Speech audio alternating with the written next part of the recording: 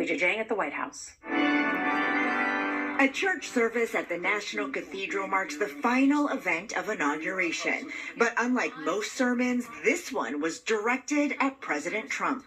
I ask you to have mercy upon the people in our country who are scared now. Reverend Marianne Edgar Buddy used her audience with the president to defend the undocumented immigrants Trump has vowed to deport, with ICE raids starting as early as this week. The vast majority of immigrants are not criminals.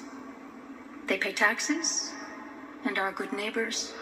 Back at the White House, Trump was unmoved. Not too exciting, was it? I didn't think it was a good service. The president has already signed 7 executive orders on immigration. That's a good one. Birthright. That's a big one.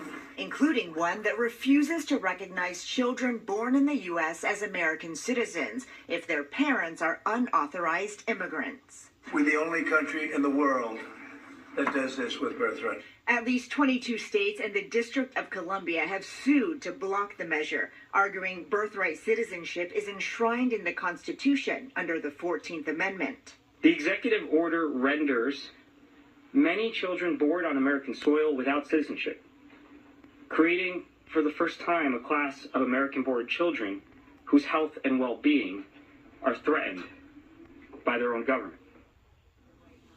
Despite President Trump's claim that the U.S. is alone, more than 30 countries have unrestricted birthright citizenship. Ending it here was one of Trump's campaign promises. And tonight, the White House says it is ready to face those state lawsuits in court. Nora? Weijia Jiang, thank you. President Donald Trump's nominee to lead the Pentagon is facing new charges of abusive and drunken behavior in a sworn affidavit read by senators. CBS's Nicole Killian has the details. Pete Hegseth's former sister-in-law, Danielle Hegseth, alleges the defense secretary nominee was abusive toward his second wife, Samantha. In a sworn affidavit provided to the Senate Armed Services Committee, Danielle Hegseth claims Samantha told her she once hid in a closet for fear of her safety. Would you like a copy of it? Democrats who reviewed the statement were outraged. What I read in that affidavit reinforces the idea that not only is Pete Hegseth not qualified to be Secretary of Defense, he is truly a danger. Danielle Hegseth, who was married to Hegseth's brother, also alleges Samantha had a plan to get away from Hegseth by texting a safe word to her if she needed help.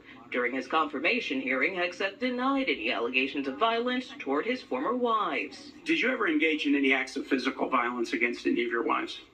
Senator